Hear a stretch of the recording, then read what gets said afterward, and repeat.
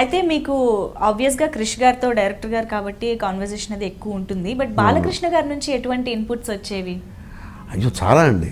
ఎందుకంటే మనం ఎన్ని పుస్తకాలు చదివినా, ఎంతమంది దగ్గర కూర్చొని అడిగినా చాలామంది చెప్పలేనివి ఒక ఆయన కొడుకు, ఆయన అబ్బాయిగా, వాళ్ళ అబ్బాయి ఆయన.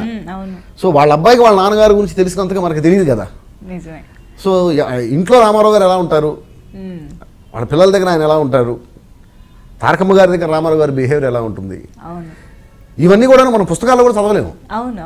మనం పుస్తకాలు చదివితే మనకు కొంతవరకు తెలుస్తుంది ఏం జరిగిందో అని ఉంటుంది.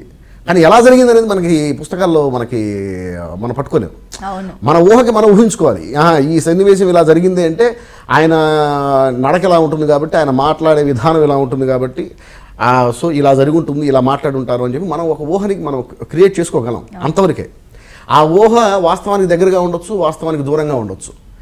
కానీ దీనికి నిర్మాత ఆయనే, ఆ క్యారెక్టర్ చేస్తుంది కూడా స్వయంగా వాళ్ళ అబ్బాయే కావటం వల్ల ఇంకా బాగా దగ్గరికి వెళ్ళడానికి ఎన్నో ఇన్పుట్స్ బాలకృష్ణ గారి దగ్గర నుంచి వచ్చాయి.